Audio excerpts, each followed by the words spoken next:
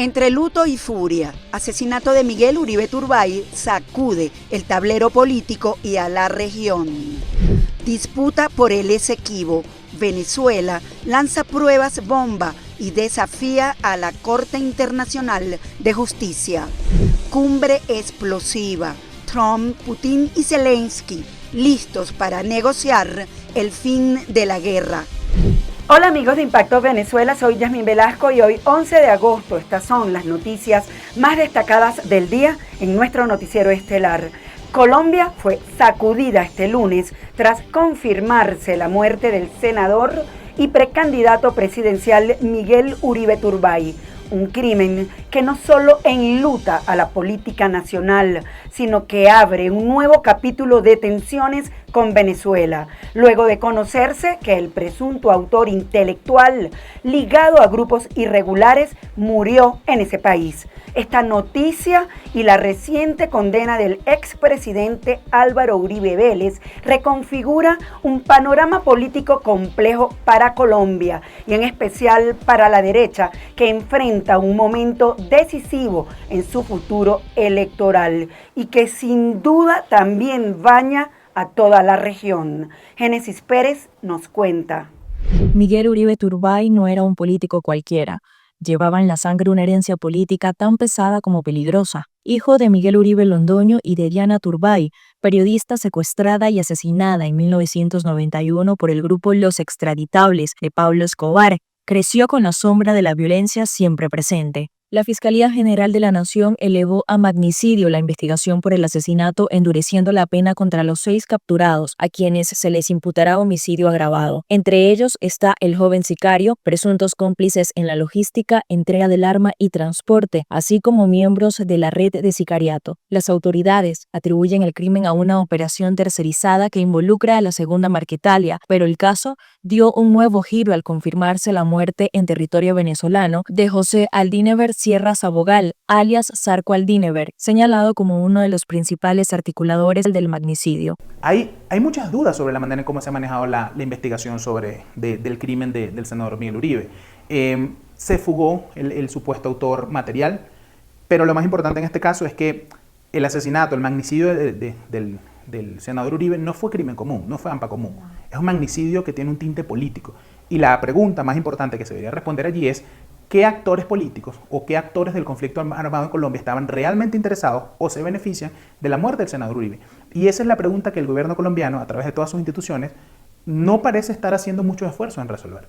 Este hecho conmociona al país y pinta un panorama electoral inédito. Por un lado, el asesinato de un candidato con proyección nacional refuerza la narrativa de que la violencia política sigue latente, debilitando la percepción de seguridad democrática. Por otro lado, el proceso judicial contra Álvaro Uribe, figura central de la derecha colombiana, exacerba la división entre quienes ven la decisión judicial como un acto de justicia y quienes la interpretan como persecución política. La combinación de ambos sucesos proyecta un clima electoral impredecible.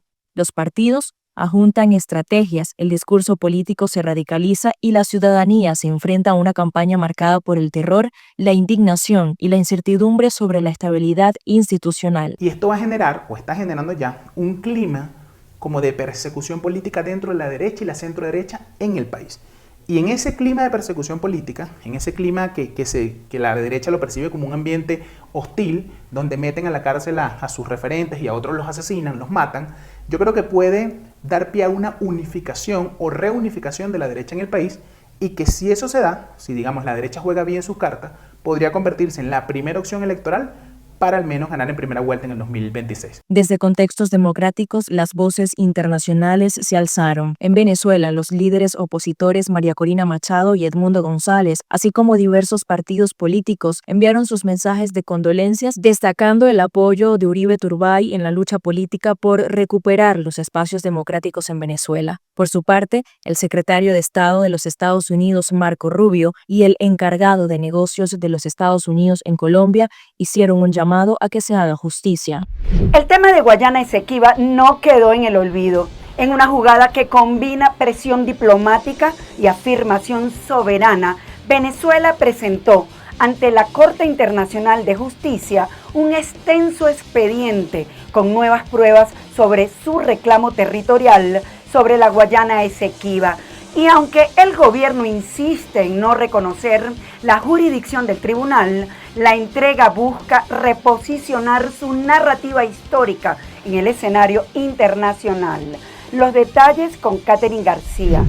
La vicepresidenta de Venezuela, Delcy Rodríguez, informó que fue entregado un nuevo lote de documentos ante la Corte Internacional de Justicia compuesto por 50 volúmenes que, según el gobierno venezolano, contienen pruebas históricas y jurídicas que demuestran el carácter fraudulento del laudo arbitral de París de 1899 y del Tratado de Washington de 1897. El gobierno sostiene que estos instrumentos fueron utilizados para despojar al país del territorio de la Guayana Esequiba. Por lo tanto, reafirma que el único marco legal válido para resolver la disputa es el Acuerdo de Ginebra de 1966. Aunque la comisión fue recibida por representantes de la CIJ, Caracas insiste que no reconoce su jurisdicción para dirimir la controversia. La verdad de un pretendido despojo sobre lo que significó un laudo criminal, nuestra posición histórica de no reconocer la jurisdicción de la Corte para dirimir esta controversia territorial. La República Cooperativa de Guyana tiene la obligación ineludible de cumplir con sus deberes internacionales y sentarse a negociar de buena fe, pacífica y diplomáticamente con Venezuela. Este nuevo paso ocurre en medio de una escalada diplomática con Guyana, que ha denunciado las acciones de Venezuela, donde se incluyen elecciones regionales y de un consejo legislativo en el Esequibo. La CIJ ya había ordenado a Venezuela abstenerse de alterar el status quo, pero Caracas continúa avanzando en su estrategia política interna, mientras Guyana sostiene su posición de no ceder. Informó para ustedes Catherine García, Somos Impacto Venezuela. María Corina Machado agradeció públicamente al gobierno de Estados Unidos por mantener la presión contra Nicolás Maduro, luego de que la Fiscalía estadounidense anunciara que la recompensa por su captura se mantiene y crece. La dirigente opositora señaló que este respaldo internacional es clave para lograr justicia y restablecimiento de la democracia en Venezuela, en un contexto donde Washington acusa a Maduro de presuntos vínculos con cárteles internacionales. Halim Naim con el reporte. María Corina Machado afirmó que la decisión de Washington de aumentar la recompensa por Nicolás Maduro y el reconocimiento del mismo como jefe de una red internacional de narcoterrorismo envía un mensaje claro a quienes hoy sostienen al chavismo: no habrá impunidad. Según la opositora, la recompensa y los cargos judiciales son un recordatorio de que los crímenes del poder en Venezuela trascienden las fronteras. Es también una advertencia para los aliados internos. Creo que las cosas se moverán muy rápido. Creo que el mensaje no llegó solo a Maduro, sino a los pocos que todavía lo apoyan. Tienen muy poco tiempo para tomar su propia decisión. O están del lado de la justicia, del lado de la gente y de los gobiernos democráticos del hemisferio occidental, o caen con Maduro.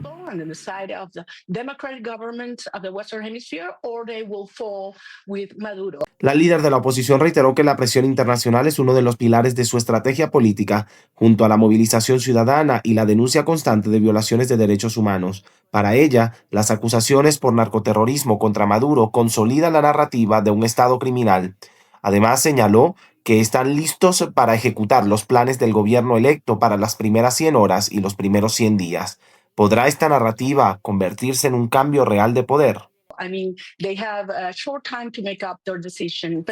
Pero quiero ser muy clara, estamos listos para una transición ordenada. Necesitamos lo que hay que hacer en las primeras 100 horas. En los primeros 100 días, Venezuela está unida, tenemos los equipos y el gobierno electo está listo para asumir el poder. El agradecimiento de María Corina Machado se produce mientras Washington mantiene canales de negociación abiertas con Caracas, que incluyen temas petroleros y liberación de presos políticos venezolanos, un contraste que alimenta el debate. ¿La justicia internacional y la diplomacia pueden convivir en el mismo tablero? Para Impacto Venezuela, Halim Naim. Ahora pasamos a revisar los comentarios que nos dejan sobre la pregunta del día de hoy. Nicolás Maduro se ha convertido en un símbolo central en la confrontación geopolítica de América Latina, con Estados Unidos intensificando sus sanciones y ofreciendo una recompensa millonaria histórica para su captura. Pero ¿realmente se trata de justicia o de una estrategia más grande? Estados Unidos está buscando a Maduro como chivo expiatorio para algo más. Te leemos. El gobierno de Estados Unidos son unas langostas. Desde el año 2000 los Estados Unidos se la tienen jurada a Venezuela y hasta este momento no han podido. ¿Y qué les hace pensar que en esta oportunidad van a poder? Estados Unidos es pura farándula, mucho bla bla bla y más bla bla bla, pero nada de soluciones. Revisemos lo que es noticia en materia internacional según lo que destacan portales en la web. Comenzamos con Impacto Venezuela, que titula lo siguiente: Estados Unidos dice estar trabajando para programar una reunión Trump, Putin, Zelensky.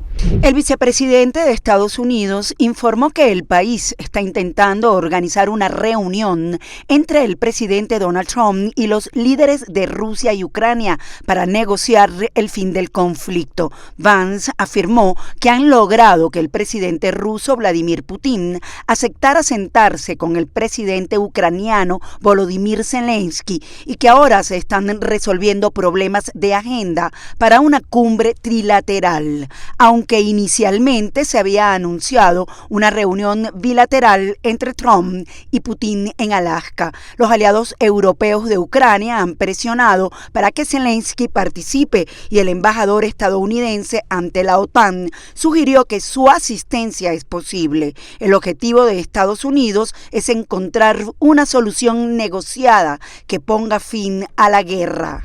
El miedo a las redadas del ICE augura un aumento del ausentismo en el regreso a clases en Estados Unidos. La comunidad migrante en Estados Unidos, especialmente en lugares como Westlake, California, está experimentando una profunda angustia, ya que temen ser interceptados por agentes de inmigración al llevar a sus hijos a la escuela. El miedo a las redadas masivas y la deportación ha llevado a una disminución significativa de la asistencia escolar, con miles de estudiantes abandonando sus estudios para evitar el riesgo, aunque las escuelas tradicionalmente se consideraban espacios seguros. Ahora se ven obligadas a establecer protocolos y capacitar a maestros y padres sobre cómo actuar si los agentes del ICE intentan ingresar a las instalaciones, a pesar de que las autoridades afirman que no realizan operativos en estos centros educativos. Argentina emite alerta de búsqueda para sicario venezolano vinculado al Tren de Aragua.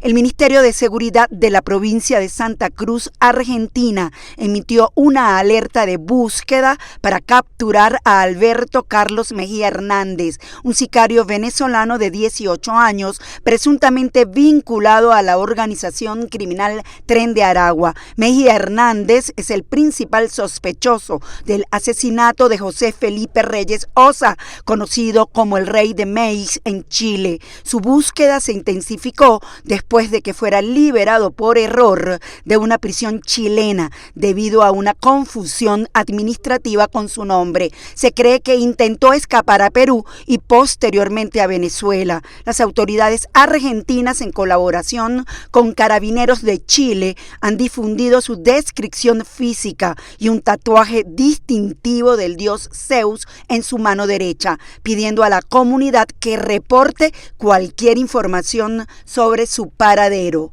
Los funerales de los 5 periodistas de la cadena catarí Al Jazeera, fallecidos el domingo en un ataque israelí en la Franja de Gaza, entre ellos un reportero muy conocido, empezaron este lunes en territorio palestino, devastado por 22 meses de guerra. Decenas de personas despidieron el lunes a 5 periodistas de la cadena catarí Al Jazeera, fallecidos el domingo en un ataque israelí en la Franja de Gaza. El ejército de Israel confirmó que había dirigido un ataque contra Anas al-Sharif, un conocido corresponsal de Al Jazeera de 28 años, a quien calificó de terrorista que se hacía pasar por periodista, y al que acusó de preparar ataques con cohetes contra civiles y tropas israelíes. El Comité para la Protección de los Periodistas había acusado en julio al ejército israelí de llevar a cabo una campaña de desprestigio contra el periodista, al retratarlo en publicaciones en línea como miembro de Hamas. Cada vez que las fuerzas israelíes atacan a nuestros compañeros periodistas, se refuerza nuestra determinación de seguir informando. Estamos hablando de ataques sistemáticos contra periodistas palestinos, que pasan de amenazas directas a llevar a cabo las amenazas y a matar a tantos ante los ojos de todo el mundo. El primer ministro de Qatar criticó duramente a Israel por haber efectuado un ataque deliberado contra periodistas, que revela crímenes inimaginables. La ONU condenó el asesinato de los reporteros e instó a Israel a respetar y proteger a todos los civiles, incluidos los periodistas. Al Jazeera condenó un intento desesperado de silenciar las voces que, según dijo, denuncian la ocupación israelí. Organizaciones civiles reportaron que unos 200 trabajadores de la prensa han muerto durante el conflicto entre Israel y Hamás. Amigos, gracias por acompañarnos en este recorrido informativo. Nos vemos mañana en una nueva emisión estelar de Impacto Venezuela. Y como siempre les recuerdo seguirnos en nuestras redes sociales y canal de YouTube.